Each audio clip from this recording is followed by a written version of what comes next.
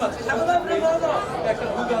Second আমরা প্রথমবারের মতো ছবিটা দেখলাম এবং যেহেতু আমরা অনেকদিন পরে সুস্মিতা ছবিটা দেখলো এবং ভিডিও করতে বাংলাদেশে এসে যদি বলেন তাহলে সুস্মিতার সম্মানে আমরা সবাই একসাথে দেখেছি।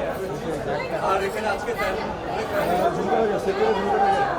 সো এটা খুবই একটা ইন্টারেস্টিং শো হয়েছে আমাদের জন্য, মেমোরেবল একটা শো হয়েছে। অনেক সুন্দর সুন্দর অভিব্যক্তি পেয়েছি, কারণ তাদের অভিব্যক্তি, তাদের এক্সপ্রেশন, এটা আমাদের জন্য the biggest thing, the biggest achievement. আর পুরো টিম নিয়ে ইনশাল্লাহ আমরা দেখবো, কারণ আমাদের অনেক টেকনিক্যাল টিমের একজন দিল্লিতে আছে অথবা বাইরে আছে, তো তারা আসলে ইনশাল্লাহ আমরা একসাথে দেখবো।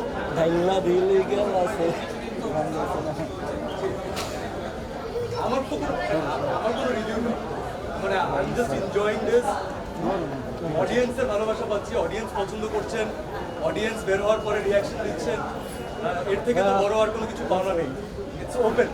এখন 100% যে সবার এক জিনিস ভালো লাগবে এমন নাও হতে পারে, কিন্তু যখন আমি দেখি যে 95%, 97% মানুষের কোনো কিছু ভালো লাগছে এবং তারা সেটা সেলিব্রেট করতে করতে বেরোচ্ছে, ভালো তো আসলে অনেক কিছু লাগে আমাদের, কিন্তু বের হয়ে আমরা কয়টা সিনেমা সেলিব্রেট করতে পারি?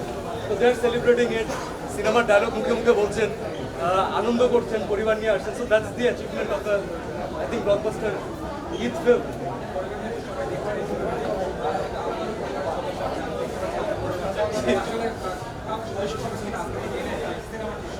না না না, আমার পুরো ক্যারিয়ারের, আমার ফিল্ম ক্যারিয়ারের আমি মনে হয় সব থেকে বড় দুজন ক্রিটিক, একজন হচ্ছে আমার বাবা, আরেকজন হচ্ছে আমার ওয়াইফ অবন্তী।